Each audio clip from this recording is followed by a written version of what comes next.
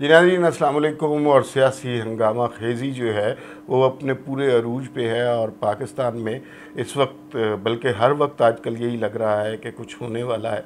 कभी गैर जमहूरी क़ुव्वतें गलबा पा लेती हैं और कभी जमहूरी क़ुव्वतें अपने बयानिए की क़ुव्वत के साथ सामने नज़र आती हैं। आज की जो अहम डेवलपमेंट है, एक तो वही जो पंजाब के हवाले से चीफ़ जस्टिस के 3 रुकनी बेंच ने फ़ैसला दिया और उसके हवाले से मैंने पहले भी ये कहा था कि ये फ़ैसला इनके गले की हड्डी बन जाएगा।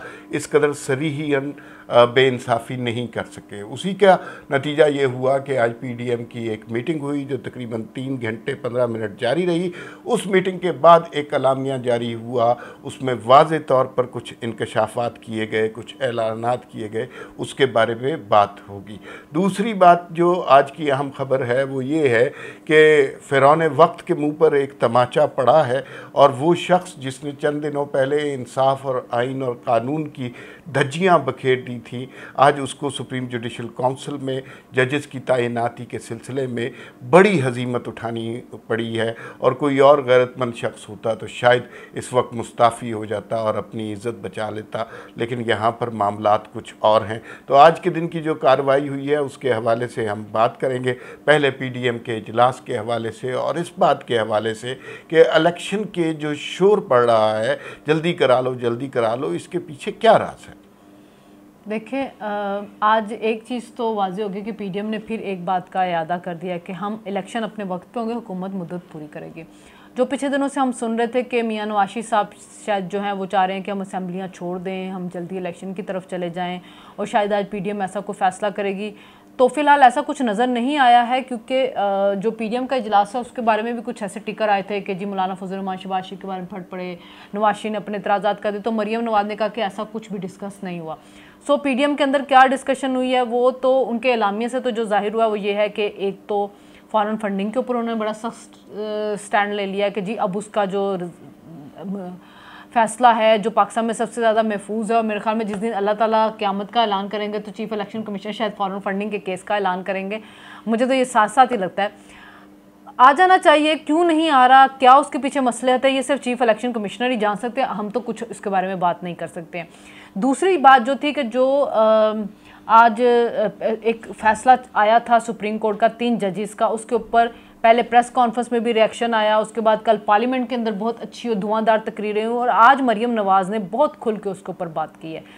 तो वो फ़ैसला जो बहुत ज़्यादा कंट्रोवर्शियल हो गया था, और ये पहली दफ़ा पाकिस्तान में ऐसा कोई फ़ैसला जिसके ऊपर सारी जमातें, आप पीटीआई को निकाल दें, उसके अलावा जो बाकी सारी जमातें हैं वो सब उसके ऊपर मुत्तहिद हैं और उन सब का कहना कि ये एक नाइंसाफ़ी पे मबनी फ़ैसला था।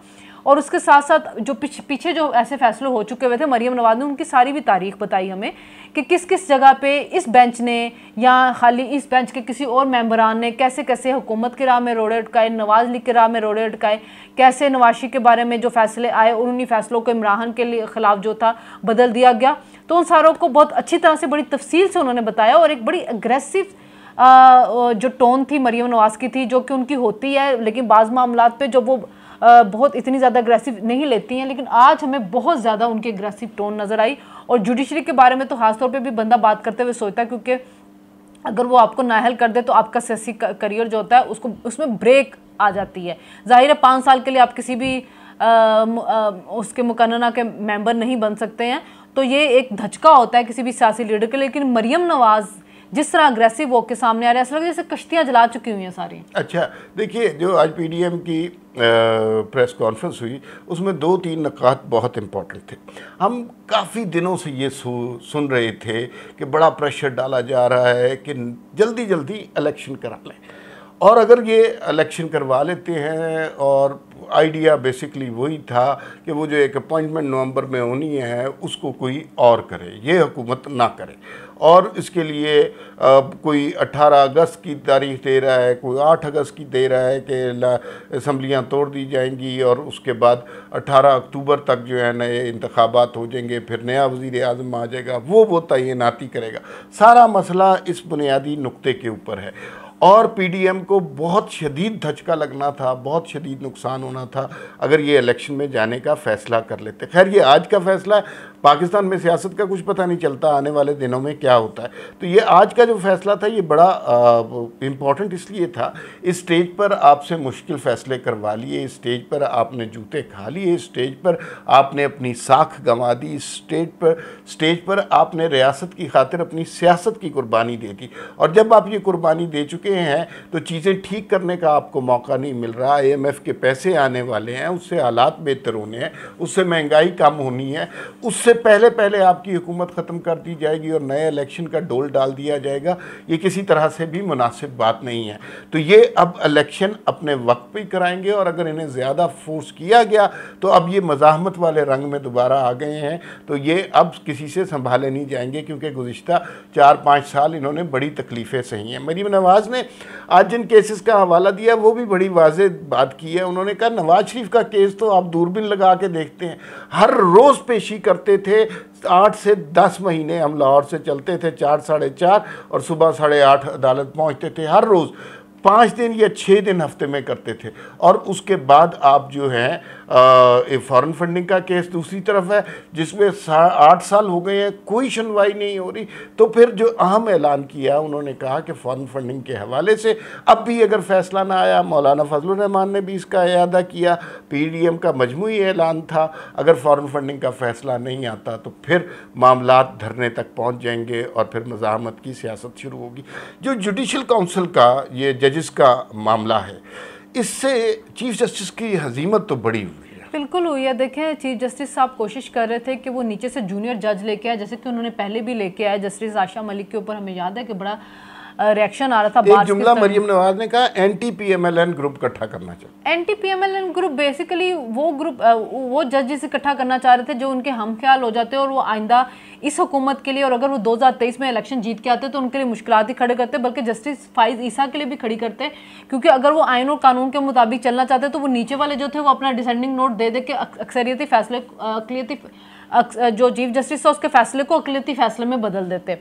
तो उन्होंने नीचे से चुन चुन के जो अपने हम ख्याल थे जूनियर जज उनको लाने की कोशिश वो कर रहे थे, और ये सबको नज़र आ रहा था। बड़े अरसे से इसके ऊपर रिएक्शन आ रहा था और लोग ढके छुपे लफ्ज़ों में इसके ऊपर बात कर रहे थे। और आज बहुत से लोगों के हशार ये भी थे कि शायद जी अटॉर्नी जनरल डिच करवा गए हैं, क्योंकि वो बीमार होकर बाहर चले गए, इजलास आ गया है, अटॉर्नी जनरल नहीं होगा, चीफ जस्टिस अपने लोग लेके आ गए। लेकिन वो देख लिया कि अटॉर्नी जनरल, हमें पता था, खबर थी कि वीडियो लिंक के ज़रिए शामिल होंगे, वो शामिल हुए, उन्होंने अपना वोट जो था वो उनके खिलाफ दिया। और आज 4-5 से जो था वो जो जस्टिस अता बंदयाल के नामजद करदा लोग थे वो रिजेक्ट कर दिए गए। तो 2 उनके साथ एजाजुल हसन और जो थे justice Sajjad Ali Shah supreme court के, और उसके अलावा जो रिटायर्ड जस्टिस शाइक उस्मानी थे शायद वो उनके साथ थे।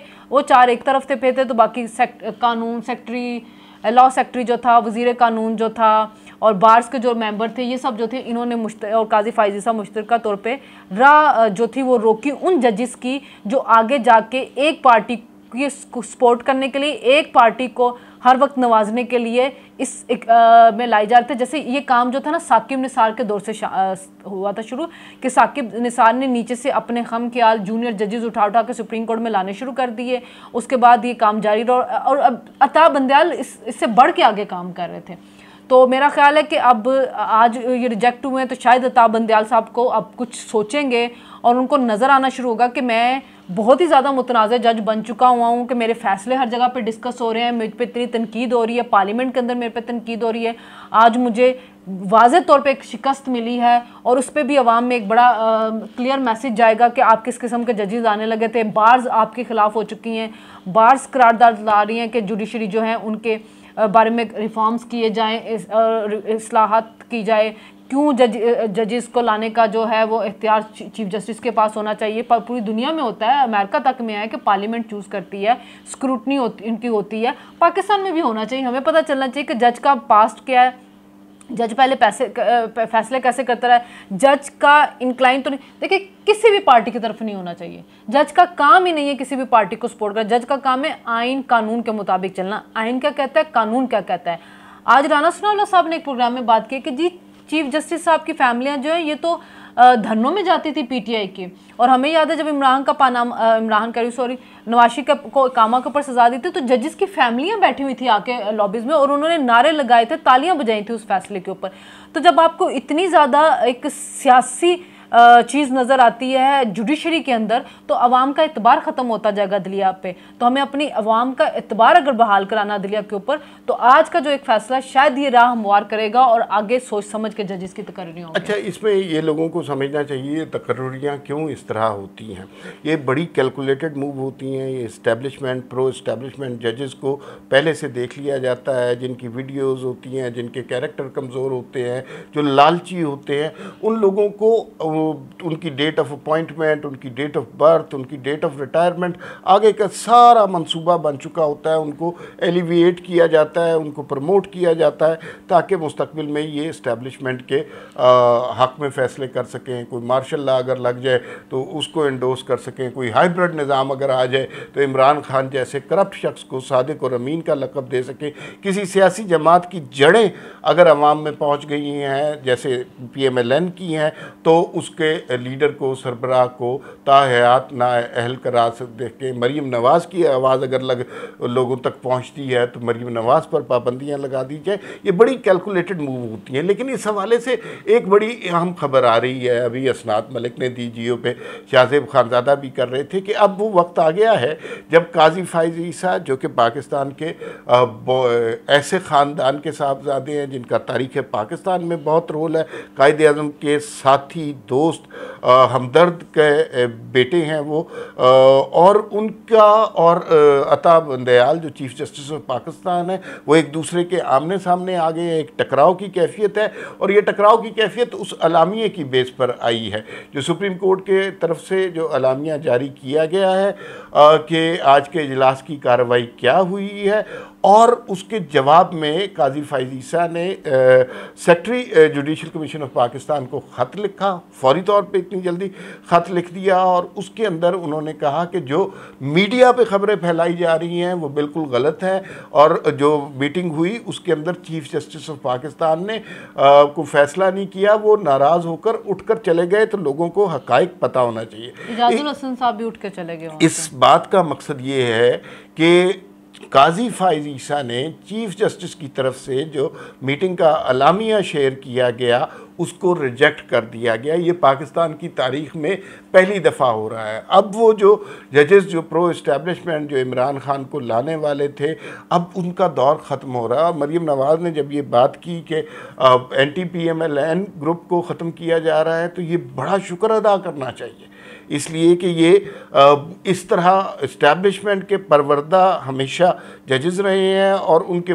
ज़रिए हम जमहूरियत को तबाह करते रहे हैं। तो ये सारा नेक्सस खुलकर सामने आने लगा है। अब सवाल ये पैदा होता है कि एक फ़ैसला है फ़ॉरेन फंडिंग का, वो फ़ैसला आ क्यों नहीं रहा, और उसके हवाले से अब जो धरने का ऐलान हुआ है इलेक्शन कमीशन के सामने, ये क्या ये धरना होगा, क्या इसके हमें ये प्रैक्टिकल सिचुएशन में नज़र आएगा कि नहीं आएगा?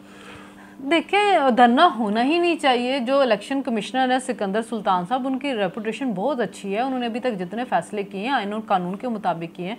डस्का इलेक्शन में जो धांधली हुई है उसके ऊपर जो उन्होंने बड़ा सख्त स्टैंड लिया था उसको सब ने अप्रिशिएट किया। अभी ज़िमनी इलेक्शन उन्होंने बड़े साफ शफाफ करवाए हैं।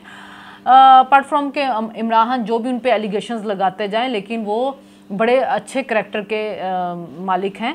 मुझे खुद अभी तक हैरानी है कि इतना ज़्यादा सारी सियासी जमातें कह रही हैं और आपकी उसकी ख़त्म हो चुकी हुई है सारी प्रोसीडिंग, और सब ने देखा कि 8 साल हो चुके हुए हैं, वो फ़ैसला क्यों नहीं आ रहा, क्या चीज़ माने हैं, किस वजह से वो रुके हुए हैं, ये चीज़ें अभी हमें नहीं पता चल रही हैं। तो मेरा अपना ख्याल है कि धरने की नौबत नहीं आनी चाहिए कि सियासी जमातें जाके इलेक्शन कमीशन के बाहर बैठ जाएँ कि आप फॉरेन फंडिंग, अगर एक फ़ैसला आप हो चुकी है प्रोसीडिंग कंप्लीट, आप वो फ़ैसला करें, चाहे वो उनके हक में भी है पीटीआई के, और हम लोगों को अगर लग रहा है कि खिलाफ है लेकिन आप लोगों को लग रहा है कि नहीं ऐसा नहीं है, फिर भी देना चाहिए, ताकि जो एक सियासी बहरान है या जो उसकी वजह से बहरान बन रहा है वो हल होना चाहिए। आप चीज़ों को महफूज करके क्या करना चाह रहे हैं? कोई आपके पास उसकी रीज़न नहीं, कोई जस्टिफिकेशन नहीं, और कभी आपने जस्टिफिकेशन दी भी नहीं है। अगर सियासी जमातें आपसे मुतालबा कर रही हैं तो आप फिर सामने आएँ, आप कोई ना कोई आके वजह बताएं, लेकिन आप कोई वजह भी नहीं बता रहे हैं, लोगों को कुछ बता भी नहीं रहे, एक स्पेकुलेशन, रूमर्स, इसकी जो फैक्ट्री हैं उसको चलने दे रहे हैं।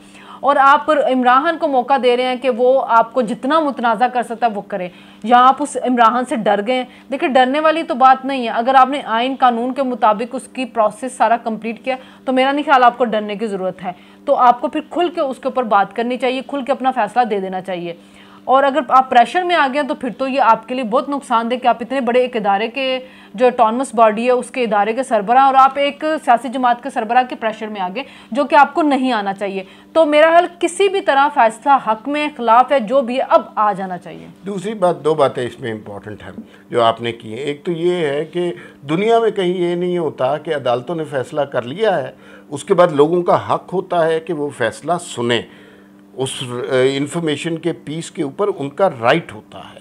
लेकिन दुनिया में ये कहीं नहीं होता कि फ़ैसला महफूज हो गया है और महफूज फ़ैसला पड़ा है और यहाँ पे हुकूमत तबाह हो गई, जमहूरियत तबाह हो गई, आइन मलियामेट हो गया और फ़ैसला महफूज है। ये दुनिया में कहीं रवायत नहीं है। दूसरी आपने बात की कि जो इलेक्शन कमिश्नर हैं वो बड़े अच्छे वेल रेप्यूटेड ऑफिसर हैं कि कहीं वो कॉम्प्रोमाइज़ ना हो जाएं, कहीं वो प्रेशराइज ना हो जाएं, वो इस तरह की शख्सियत नहीं है। लेकिन आज की जो जुडिशल कमीशन में हुआ उससे हमें एक सबक मिलना चाहिए और वो सबक ये है कि काजी फ़ाइज़ ईसा के पास अभी वो चीफ़ जस्टिस नहीं है, उनके पास वो इख्तियार नहीं है जो इफ्तिखार चौधरी के पास, जो साकिब निसार के पास, जो अता बंदयाल के पास है। लेकिन एक शख्स अगर दुरुस्त हो, असूली मौक़िफ़ पर कायम हो, तो फिर वो ना किसी से डरता है, ना किसी से खौफज़दा होता है, ना किसी चीज़ पर कॉम्प्रोमाइज़ करता है।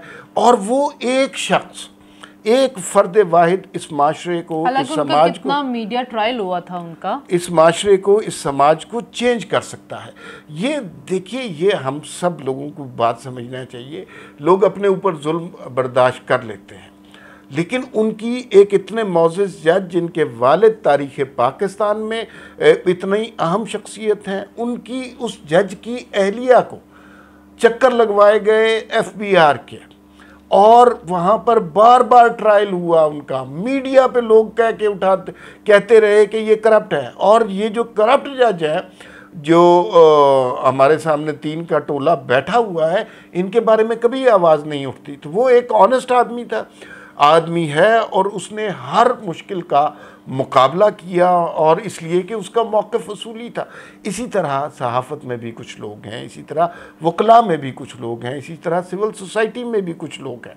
वो दुरुस्त लोग जो हैं वो इस माशरे, और सियासतदानों में भी हैं, वो इस माशरे को दुरुस्त कर सकते हैं। यहाँ पर जिस तरह लोगों के जहनों को पामाल किया जा रहा है, जमहूरियत और आइन को मलियामेट किया जा रहा है, वो सारे कैरेक्टर जो माशरे में ज़्यादा नहीं होते, बड़ी अक्सरियत में नहीं होते, चंद लोग होते हैं, लेकिन वो इस माशरे को तब्दील कर सकते हैं। अब आखिर में थोड़ी सी बात करते हैं पंजाब हुकूमत की। पंजाब हुकूमत के हवाले से मुख्तलिफ बयानात सामने आ रहे हैं।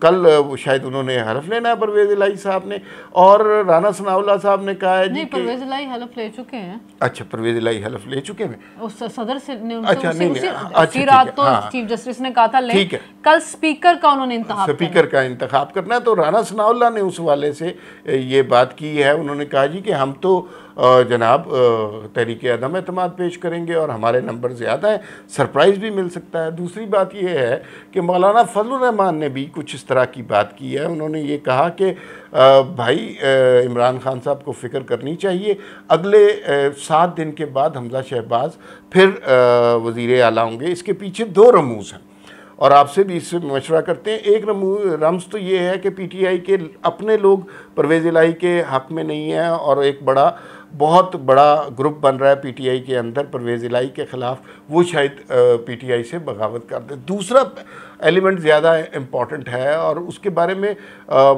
बहुत तफसील से बात नहीं की जा सकती, लेकिन फ़र्ज़ कीजिए ये फ़ैसला जो जुडिशल 3 के टोले की तरफ से आया है ये रिवर्स हो जाता है और यही फ़ैसला फुल कोर्ट के पास पेश होता है। पब्लिक इतना प्रेशर क्रिएट कर देती है, सियासी जमातें इतना प्रेशर क्रिएट करती हैं, तो फिर ये हमज़ा शहबाज किसी वक्त भी वज़ीर आला हो सकते हैं। देखिए कल जो स्पीकर का इंतखाब होना वो खुफिया रायशुमारी के ज़रिए होता है, तो मेरा अपना ख्याल है कि कल के बाद पता चल जाएगा कि क्या सिचुएशन है। अगर तो वाकई कोई टोला है और वो नापसंद करता है तो कल खुफिया रायशुमारी, अगर उसमें PDM का मुंतखब करदा स्पीकर बन जाएगा तो फिर हमें पता चल जाएगा कि कोई ना कोई अंदर बगावत चले। लेकिन अगर वो 186 वोट लेता है जो और पीटीआई का ही बनता है तो फिर मेरे ख्याल में ये रूमर फैक्ट्री कुछ दिनों के लिए बंद हो जाएंगे। अच्छा, मुझे वैसे ज़ाती तौर पे ये लगता है कि पंजाब को सेटल डाउन नहीं होने दिया जाएगा। फेडरल में आपको एक लूली लंगड़ी हुकूमत थमा दी गई है जिसमें आपका काम लोगों को सिर्फ बुरी खबरें पहुंचाना, और जो इमरान खान ने बदतरीन कारकर्दगी दिखाई उस कारकर्दगी को सामने लाना है। इसके अलावा आपके पास ज़्यादा इख्तियार नहीं है। लेकिन पंजाब चूँकि पावर सेंटर है इस्टेब्लिशमेंट का भी और PMLN का भी, तो वहाँ पर चीज़ें सेटल नहीं होने दी जाएंगी और इस तरह होता रहेगा कि कभी हमजा शहबाज वज़ीर आला बन जाएंगे, कभी परवेज़ इलाही बन जाएंगे, कभी जो एडमिनिस्ट्रेशन इस तरफ झुकेगी, कभी एडमिनिस्ट्रेशन इस तरफ झुकेगी। ये मामलात अब बहरहाल ख़राब होते जा रहे हैं और इन खराबी में से कोई बेहतरी का पहलू निकलेगा। फिर मुलाकात होगी। अल्लाह हाफिज़।